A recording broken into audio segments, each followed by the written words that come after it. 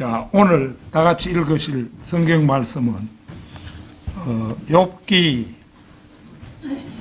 12장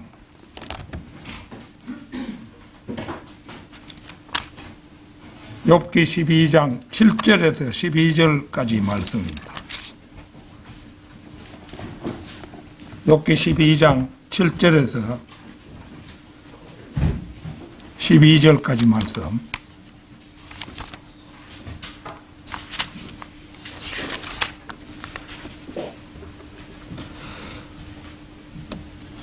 다 찾으신 줄 알고 받들어 읽겠습니다.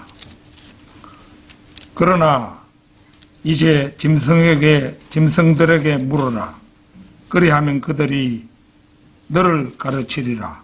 또 공중의 날짐승들에게 물어라.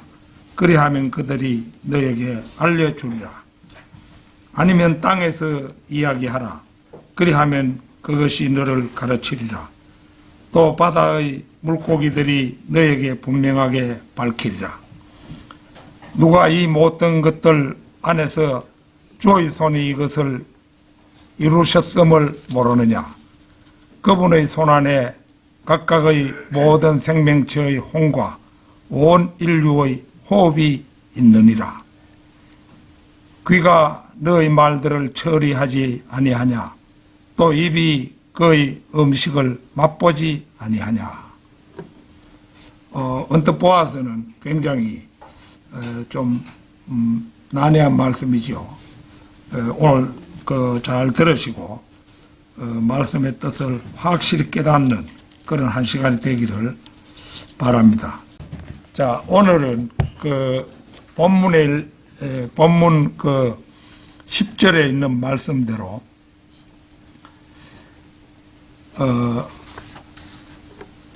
그분께 모든 생명체의 혼과 인류의 호흡이 있다. 그분은 하나님이시죠. 그분께 모든 생명체의 혼과 인류의 호흡이 있다. 이런 제목으로 말씀을 드리겠습니다. 여러분께서는 돌 김용옥이라는 이름을 들어보셨습니까?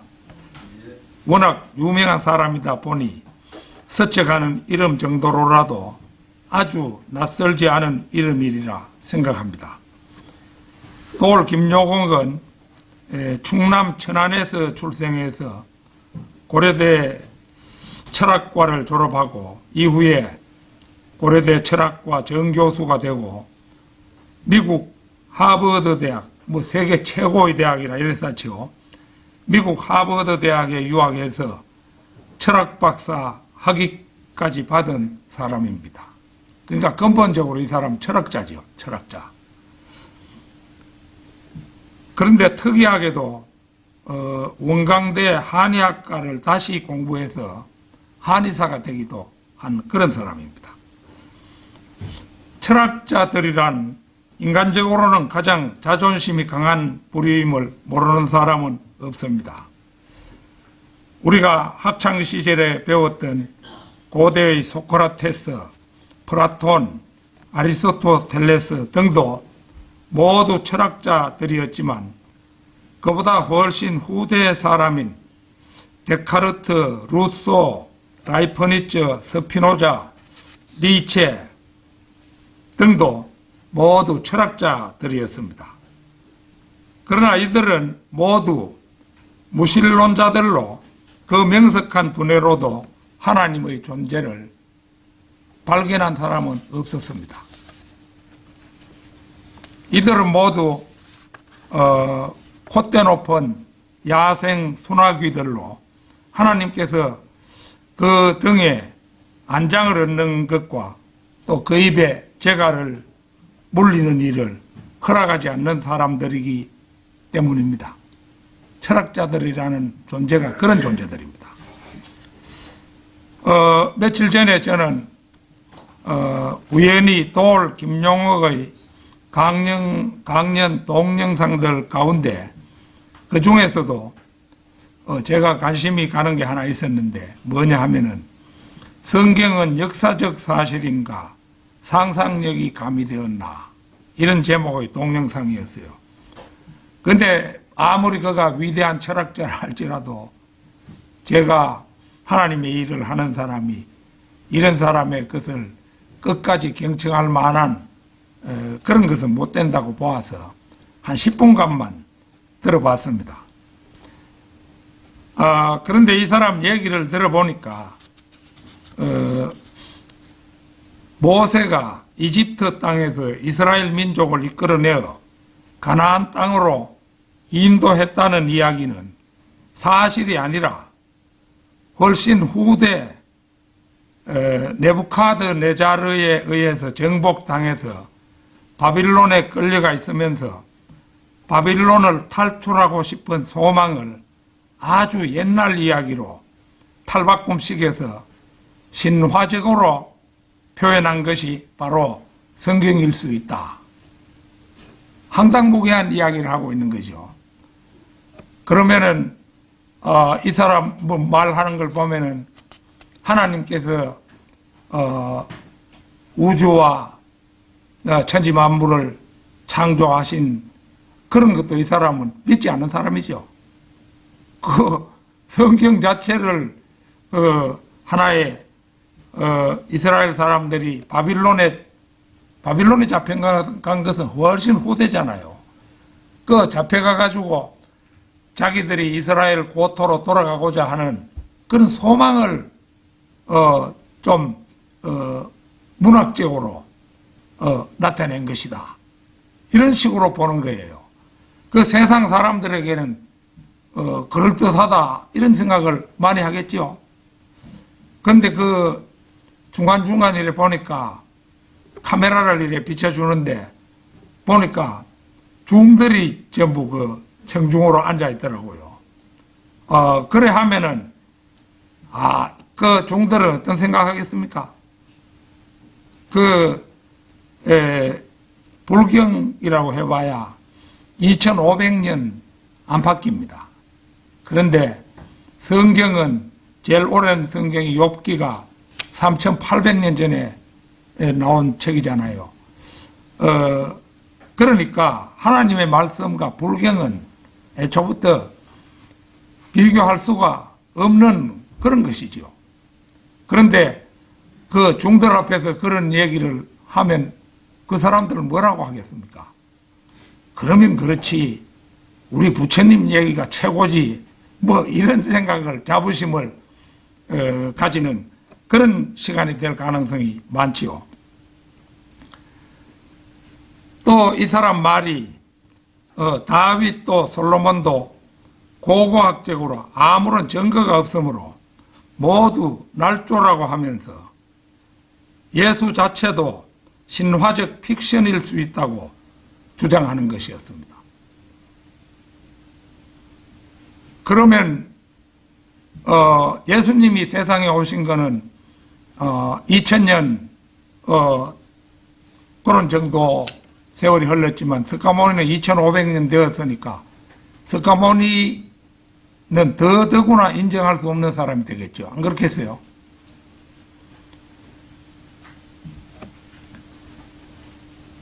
픽션이라는 그 말이 거짓말이라 이런 뜻입니다.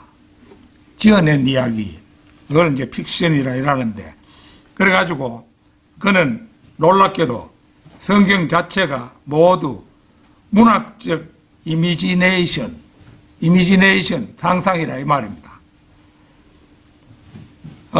그러니까 이 사람은 철학자라도 아무것도 우리 믿음의 사람들의 눈으로 볼 때는 무식하기 짝이 없는 인간에 불과하지요.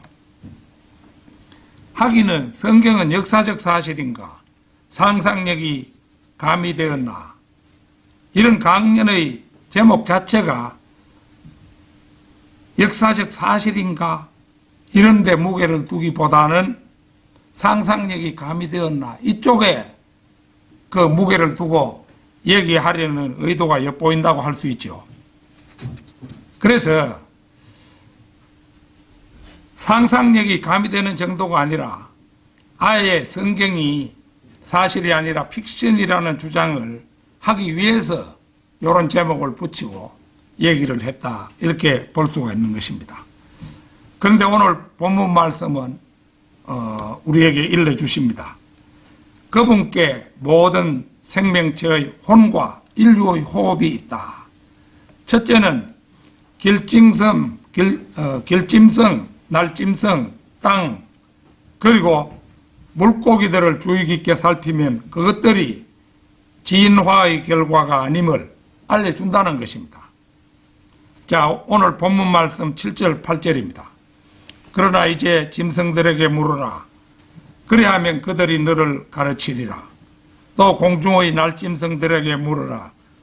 그리하면 그들이 너에게 알려주리라. 아니면 땅에게 이야기하라. 그리하면 그것이 너를 가르치리라.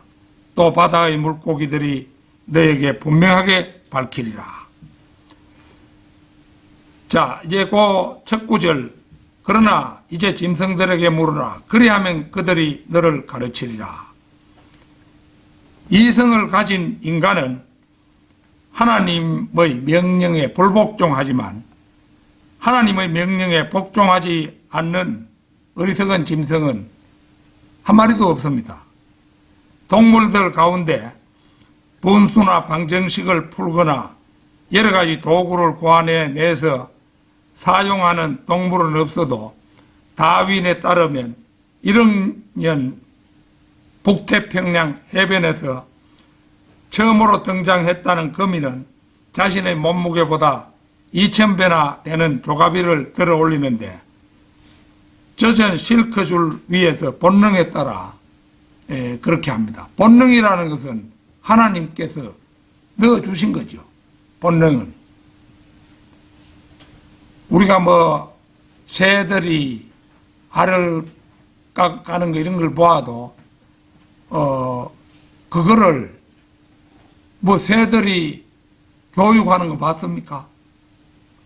우리가 뭐 제비 같은 게 수만리를 날아와서 이곳에서 그 따뜻한 계절을 보내는 거 이런 거 우리가 다 알고 있습니다만은 그 제비가 새끼들 키우면서 야들아, 우리는 어떤 계절이 되면은 이제 긴 거리를 여행을 해가지고 따뜻한 남쪽 나라에서 살다가 와야 된다. 이런 거 교육하는 법이 없거든요. 그들은 하나님께서 주신 본능에 따라서 움직이는 겁니다. 그리고 공중에도 올라가면은 제트 기류가 흐른다는 거, 뭐 기상을 연구하는 그런 존재들도 아닌데 그런 거 어떻게 알겠습니까? 그런데 가령 뭐 대륙을 이동하는 그런 새들도 보면은 아메리카에서 아프리카까지 여행하는 새들도 저 공중으로 올라가면은 제트 기류가 있다는 것을 안다는 거죠. 본능적으로. 그래서 그 위로 올라가서 제트 기류에 몸을 실으면은 별로 힘을 들이지 않고 아프리카까지 자신이 인도된다 이거죠. 이런 것입니다. 그래서 이제 요 두 번째는 또 뭐라고 하는 거 아니? 또 공중의 날짐승들에게 물으라. 그리하면 그들이 너에게 알려주리라. 7절 그 하반절인데요. 카나리아라는 새가 있죠. 카나리아에게 큰 부리를 가진 새의 부리가 있다면 카나리아는 씨앗을 부리로 집을 수가 없게 됩니다. 카나리아 작은 새에게 큰 부리를 가진 거 이런 거를 떡 주면은 그 어디 작은 씨앗을 주워 먹겠습니까? 못 주워 먹죠. 이것이 자연적인 진화에 의한 것이라면 어머니 자연은 대단하다고 할 것입니다. 페리칸이라는 새가 있죠. 이 주둥이가 이렇게 크산하게 해가지고 밑에 주머니가 이래 있는 그 페리칸이라는 새가 있는데요. 페리칸의 부리가 병아리 부리처럼 작다면 어떻게 그 입에 물고기를 담을 수가 있겠습니까? 또 물고기를 낳는 새들은 발톱의 등과 앞쪽에 있는 작은 톱니에 맞춰서 미늘이 있는 갈고리가 달려 있다는 것입니다. 누가 물고기에게 아가미를 통해 호흡하도록 가르쳤습니까? 물고기들은 물속에서 있기 때문에 아가미를 통해서 물속에 녹아있는 산소를 섭취하잖아요. 그게 아가미로 물고기들은 숨을 쉬는 거나 마찬가지입니다. 근데 그거를 호흡하도록 가르친 분은 본능적으로 하나님께서 집어넣어 주셨다 이거죠. 동물들은 추상적인 것을 기억하지 못하는데도 4,000년 동안 습득된 지식이 어떻게 그들의 후대로 전달이 되겠습니까? 지구의 축이 23.5도 기울어져 있는 것과 그 결과로 기류의 순환과 압력이 수반된다는 것은 새들은 본능적으로 알고 있는데 그 새들이 어떻게 그걸 알겠습니까? 하나님이 그 본능을 다 집어넣어 주신 거죠. 태평양 연안 해변에 사는 그 새의 부리는 그 먹이가 되는 벌레의 구멍과 일치한다는 겁니다. 그 주둥이가 딱 구멍에 넣기 좋도록 구멍과 그 부리의 크기가 일치한다는 거죠. 또한 부리 끝에서 약 3분의 8인치쯤 되는 곳에는 돌적이 구실을 하는 늘어진 부분이 있다고 합니다. 이것이 있음으로써 그 부리는 의사들이 사용하는 기다란 쪽집게처럼 구멍 안에서 벌레가 살고 있는 구멍 안에서 부리가 열릴 수 있다 이거죠. 그런 다음 새는 벌레를 삼키기 전에 또 물 가장자리에서 부리에 묻은 모래를 씻어낼 수도 있다고 합니다. 그런데 그들과 지척에 사는 바다새들은 이 돌적이가 달린 부리가 발달하지 못한 그런 채로 있는데 그것은 또 무슨 까닭이겠습니까? 하나님이 바다새는 바다새대로, 육지에 사는 새는 육지의 새대로, 바닷가에 사는 새는 바닷가에 사는 새대로 모든 신체 기능과 본능 이런 것을 거기에 적절하게 집어넣어 주셨기 때문이죠. 그렇기 때문에 그들이 그렇게 사는 거죠. 그러고 보면 본능은 자동적이지도 어떤 종에서 진화한 것도 아니라는 것을 알 수가 있습니다. 본능이란 하나님께서 넣어주신 지혜임이 분명한 것입니다. 아니면 땅에게 이야기하라. 그래야면 그것이 너를 가르치리라. 8절 상반절인데요. 지구의 화석 기록을 보면 창세기 1장 1절 이후로 2번의 대재난이 있음을 알 수 있다고 합니다. 바위층을 통해 대격변의 증거를 발견할 수 있다는 거지요. 석유 저장과 뼈가 함유된 균열 틈에서 지진과 너무나 엄청나서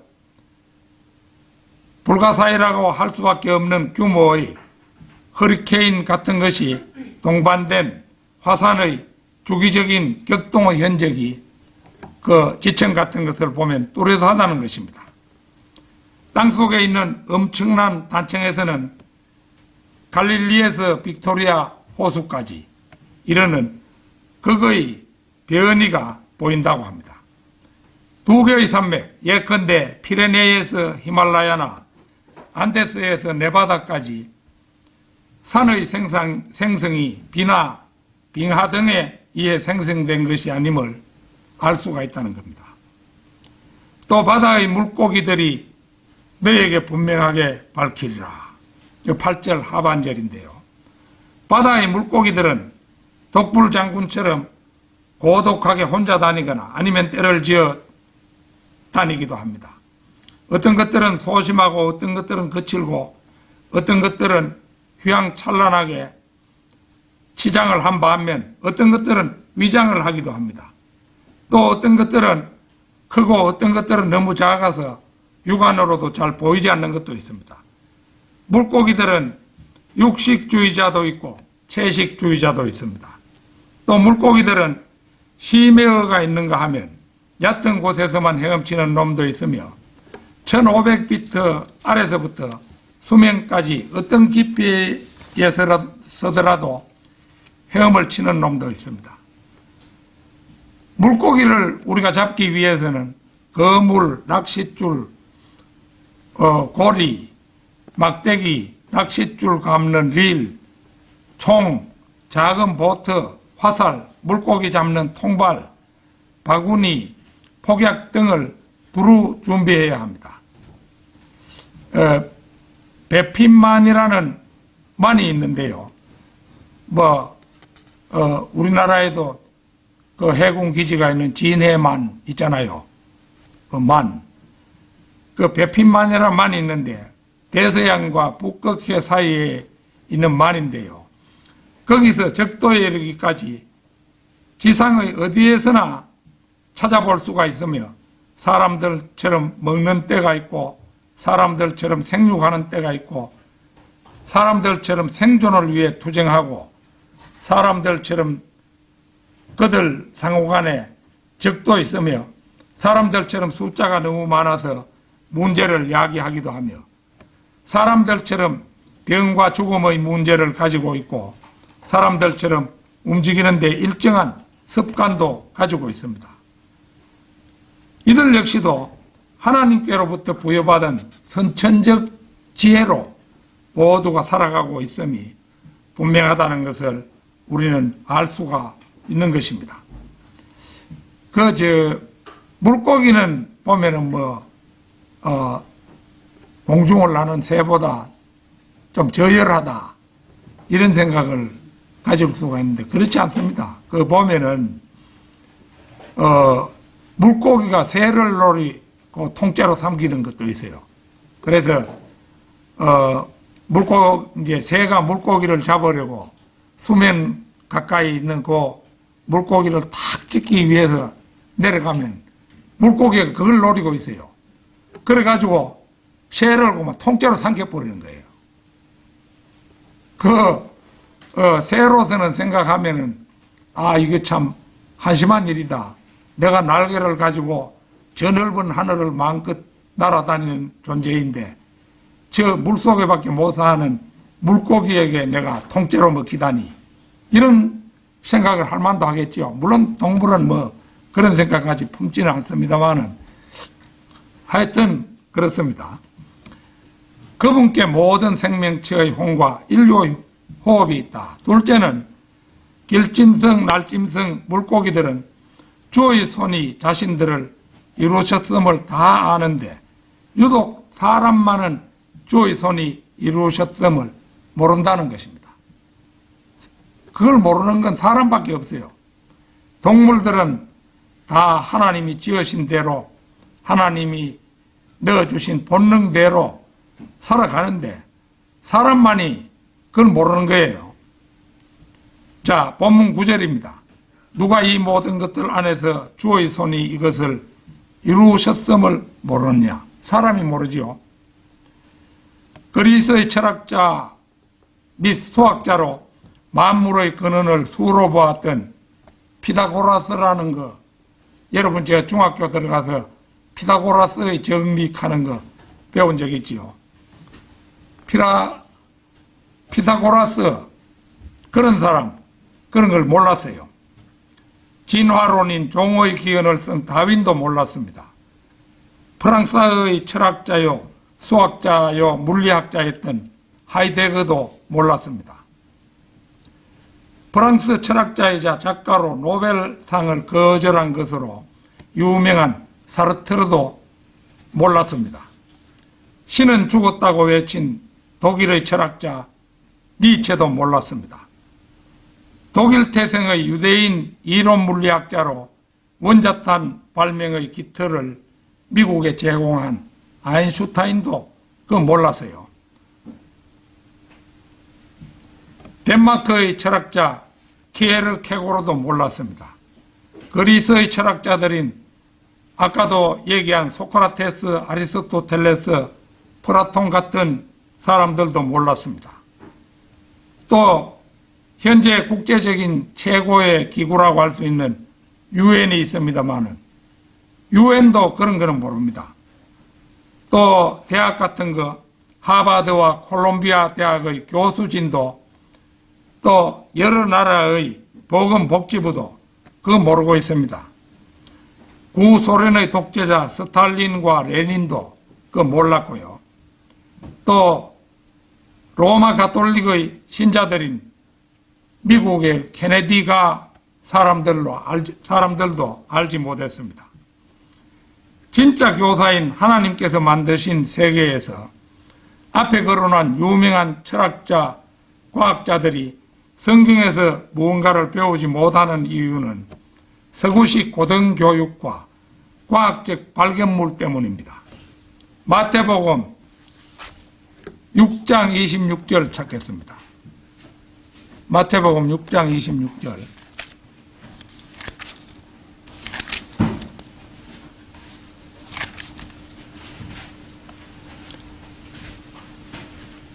공중의 날짐승들을 보라. 이는 그들이 씨를 뿌리지도 아니하고 그것들은 거두지도 아니하며 곡간들로 모아들이지도 아니하기 때문이라.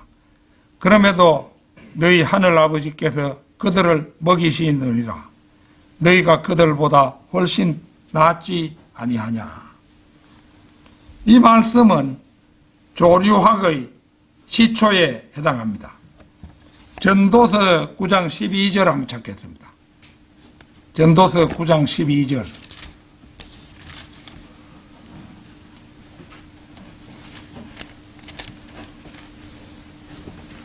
이는 사람 또한 자기 때를 모르기 때문이라. 마치 물고기들이 불행의 그물 안으로 잡히는 것 같이 새들이 올무들 안으로 포획되는 것 같이 사람들의 아들들도 불행의 때가 그들 위에 갑작스럽게 임하면 그렇게 그 안으로 걸려드느니라. 이 말씀은 비유이기도 하지만은 물고기학과 조류학의 시초를 이룬다고 볼 수 있습니다. 시편 147편 8절 9절 한번 찾겠습니다. 시편 147편 9절입니다.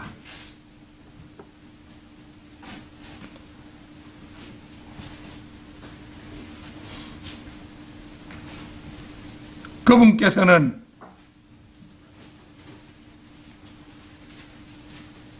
말의 힘을 크게 즐거워하지 아니하시는도다. 그분께서는 사람의 다리 들에서 8절 9절입니다. 잘못 짚었습니다. 그분께서는 하늘을 구름들로 덮으시는 분이요 땅을 위하여 비를 예비하시는 분이요 산들 위에 풀을 자라게 하시는 분이로다. 그분께서 짐승에게 그 양식을 주시나니 우는 까마귀 새끼들에게도 그러하시도다. 이 말씀은 생물학의 시초라고 할 수가 있습니다. 우리가 잘 아는 말씀입니다만은 시편 19장 시편 19장 1절에서 5절 한번 보겠습니다.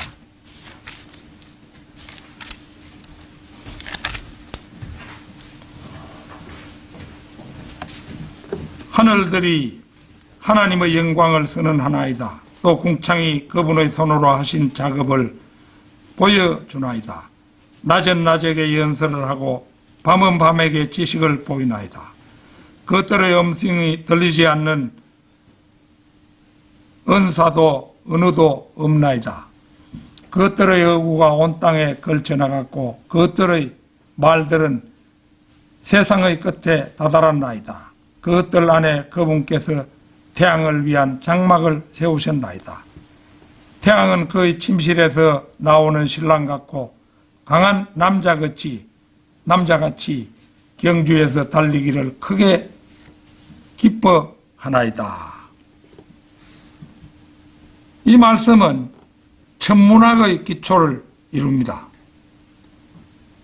그리고 바벨탑 사건으로 언어의 분화와 더불어 온 인류가 전 세계로 확산되는 창세기 10장은 무엇으로도 대체할 수 없는 인종학의 기본입니다.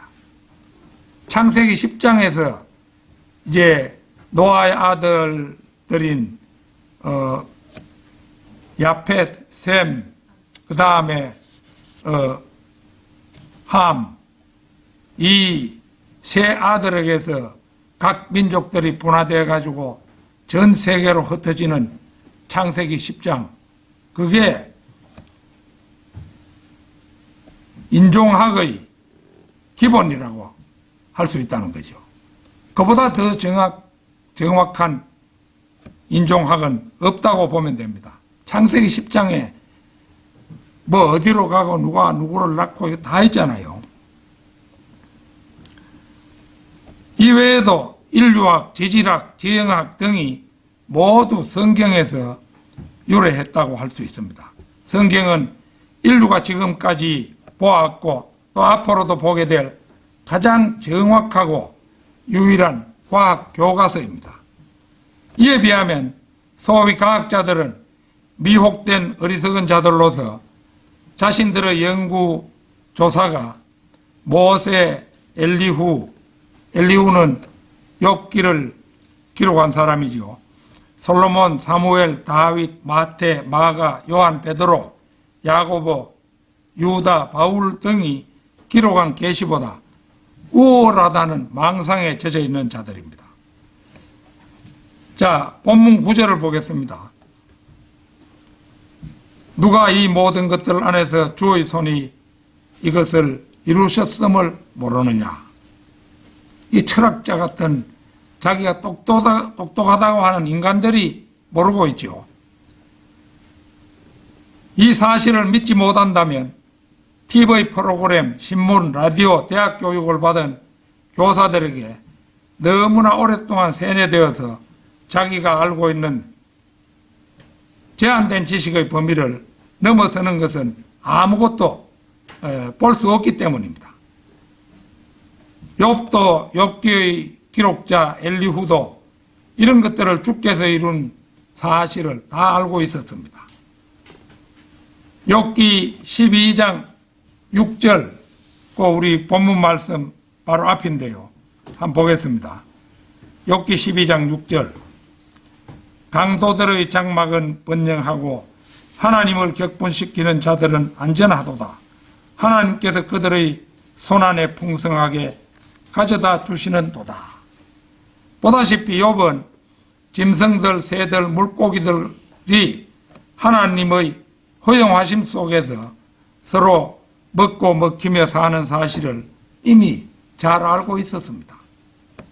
3800년 전에도 말입니다.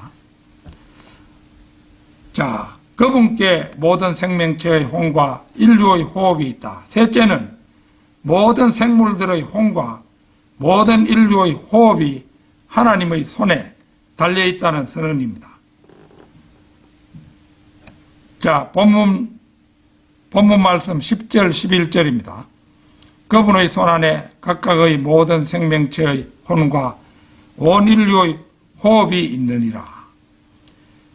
귀가 너의 말들을 처리하지 아니하냐. 또 입이 그의 음식을 맛보지 아니하냐.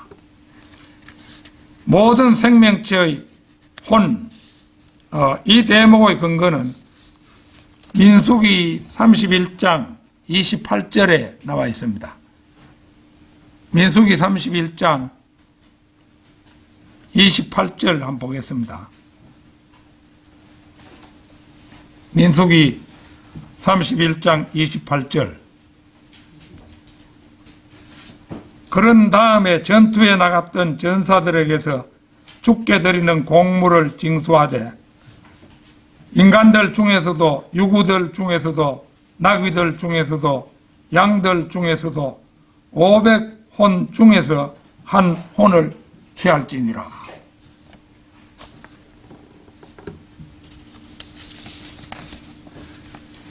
이 구절은 이제 싸움에 나가서 전리품을 얻었을 적에 전리품의 분배 원칙을 말씀한 것인데 동물들도 혼이라고 취급하고 있죠. 그래서 모든 생명체의 혼과 온 인류의 호흡이 바로 하나님의 손에 달려있다는 선언을 하고 있죠. 사도행전 17장 28절에 그 전반부에 무슨 말씀이 나오는가 하니 이는 그분 안에서 우리가 살고 움직이며 우리가 존재하기 때문이라. 우리 모두가 하나님 안에서 우리가 살고 움직이며 우리가 모두가 존재하고 있다 이거죠. 로마서 11장 35절 36절 한번 찾겠습니다.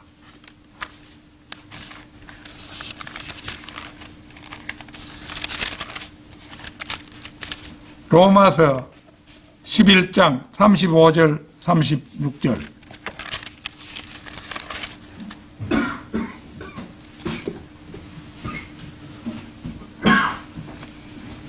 아니면 누가 그분께 먼저 드린 적이 있어서 그것이 그에게 갚아지겠느냐.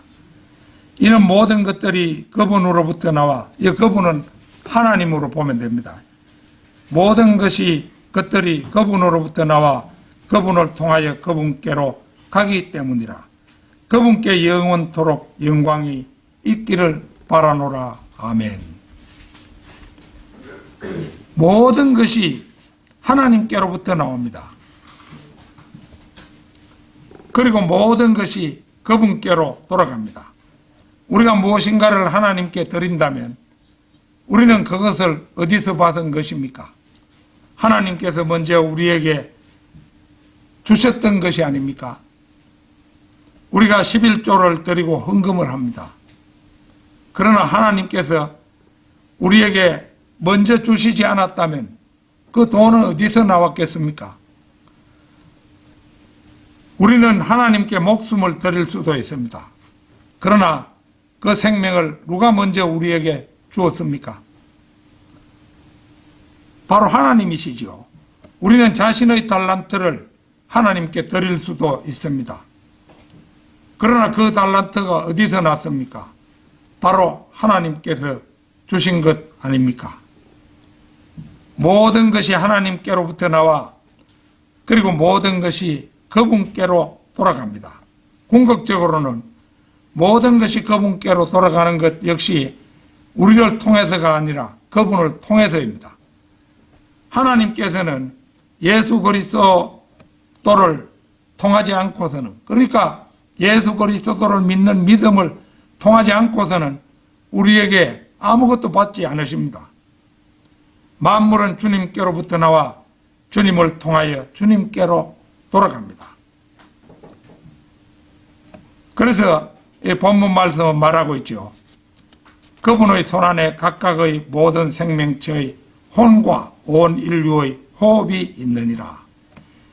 이 말씀은 하나님께서 살아있는 모든 것들의 항소 법원임을 보여줍니다. 귀가 너의 말들을 처리하지 아니하냐, 또 입이 그의 음식을 맛보지 아니하냐.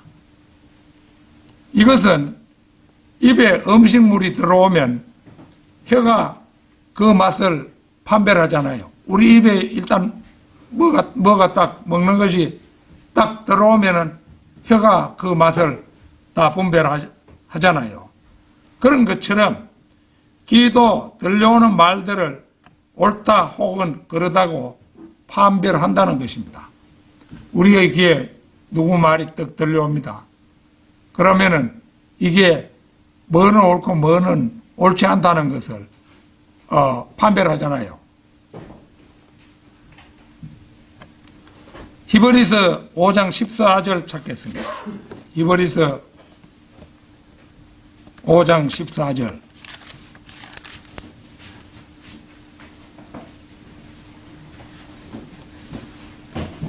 그러나 단단한 음식은 장성한 나이에 이른 자들에게 속해 있나니 또 그들은 말씀을 사용함으로써 자신들의 감각들이 단련되도록 하여 선악을 둘 다 분별하는 자들이라.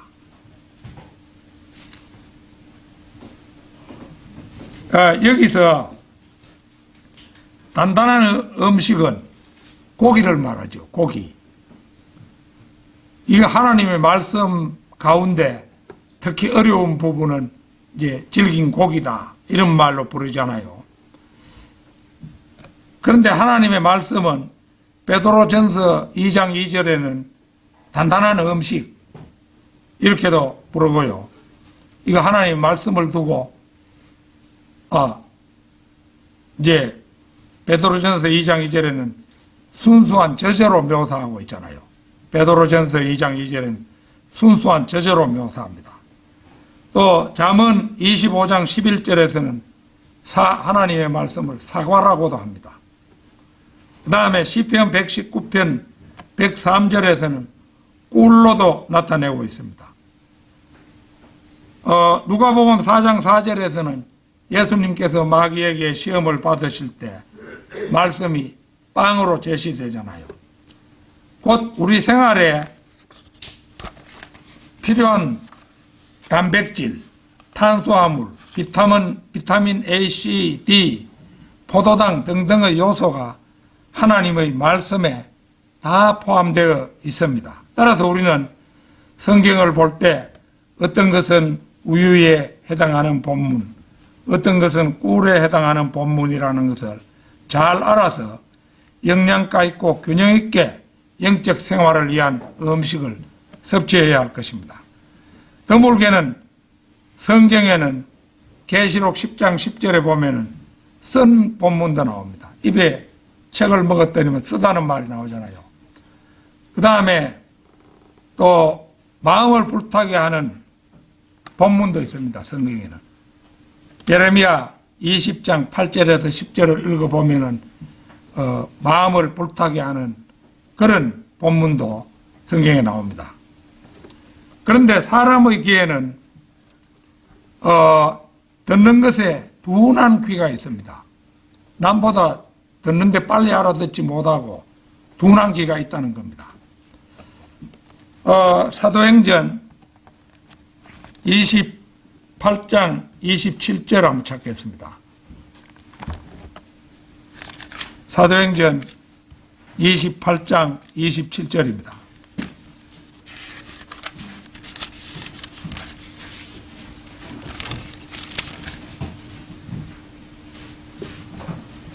사도행전 28장 27절은 불과 한 절이지만은 굉장히 말씀이 깁니다. 이는 이 백성의 마음이 무디어지고 그들의 귀가 듣는 것에 둔하고, 여기에 듣는 것에 둔하단 말이 나오죠. 이게 유대인들을 두고 한 말씀인데요. 그들이 자신들의 눈을 감았기 때문이니 그들이 자신들의 눈으로 보지 못하게 하려 하며 자신들의 귀로 듣지 못하게 하며 자신들의 마음으로 이해하지 못하게 하려 하며 회심하지 못하게 하려 하며 내가 그들을 치유하지 못하게 하려 함이라 하셨느니라. 예, 이건 바울이 유대인들을 떠나면서 유대인들을 떠나 이방인들에게로 가면서 한 일종의 저주의 말이라고 볼 수가 있습니다. 그런데 이게 보면은 듣는데 둔한 귀가 나와요. 듣는데 둔한 귀도 하나님께서 주신 것입니다. 듣는데 귀가 둔하다면은 그 사람은 하나님께 특별히 기도해야 될 것입니다. 듣는데 좀 밝게 할 수 있도록 지혜를 달라고 기도해야 될 것입니다. 그뿐이 아닙니다. 사람의 귀는 귀가 가려워서 건전한 교리를 견디지 못하는 귀도 있습니다. 디모데후서 4장 3절 4절 보겠습니다.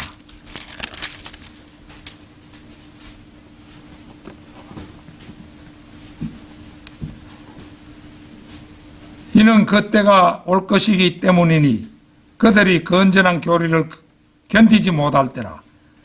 반면에 그들은 귀가 가려워서 자신들의 정욕들에 따라 자신들에게 선생들을 쌓아두리라. 그리고 그들은 자신들의 귀를 진리로부터 돌이킬 것이며 지어낸 이야기들로 돌리리라. 이게 배교의 첫 번째 지름길이라고 볼 수가 있죠.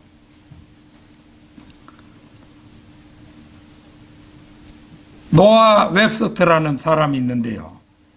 이 사람은 배교를 두고 어떤 종교적인 믿음을 포기하는 것, 이전에 가졌던 어떤 충성을 포기하는 것이라고 이제 정의를 했습니다. 이전에 가졌던 어떤 충성심을 포기하는 것, 곧 어떤 견고한 입장에서 떨어져 나가는 것은 구원받은 사람들이 언제든지 저지를 수 있는 죄입니다. 그러니까 정상적인 설교를 듣고도 그걸 못마땅하게 생각한다든지 자기 혼자 마음속에 이게 귀가 가려운 거죠. 자신의 귀가. 그래가지고 누가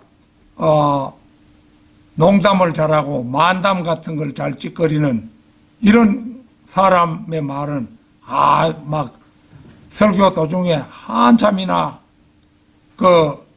웃고 이렇게 하면서 설교 듣고 나서 그래가지고 은혜가 뭔지 잘 모르겠지만은 은혜 받았다고 익하는 사람들.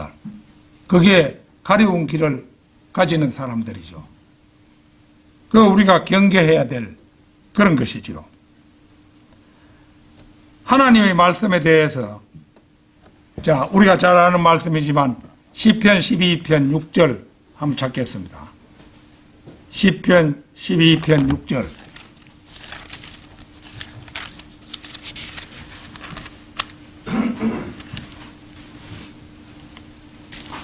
주의 말씀들은 순수한 말씀들이라 흑도가니 안에서 정연되어 7번 정화된 은 같도다. 이거 하나님의 말씀을 두고 한 말이죠. 이 하나님의 말씀이 역사적으로 7번 정화된 것은 제가 설교로도 여러 번 했던 기억이 있습니다. 그래서 진짜 순수하고 순수한 말씀이 우리가 가지고 있는 이 표준 킹 제임스 성경입니다.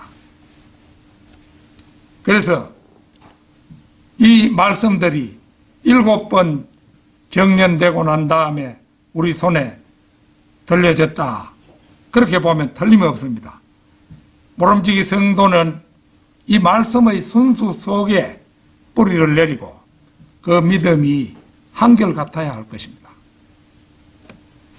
자, 결론적으로 성경 말씀을 믿지 않는 자는 그가 설사 하버드 대학의 박사 학위를 가졌더라도 지혜가 없는 자입니다. 시편 곡에 14편 1절 보십시오. 어리석은 자가 자기 마음속에 말하기를 하나님은 없다 하였도다.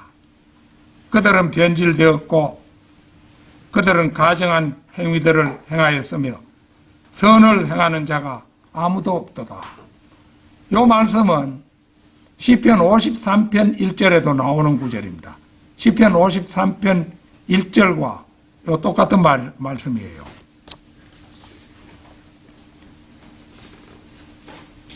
성경 말씀을 진리라고 믿지 않는 자, 내 초장에 돌 김용옥 같은 사람, 성경 말씀을 진리라고 믿지 않는 자죠.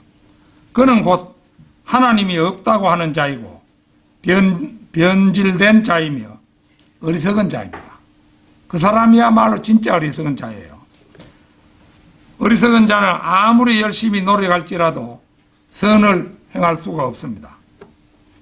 그의 근본적인 본성이 썩어 있기 때문에 결국 선을 행하지 못할 뿐만 아니라 죄악을 이루어낼 수밖에 없습니다. 한평생 살면서 죄악을 이루어낸다는 거죠. 그리고 그 죄악의 결과가 바로 지옥입니다.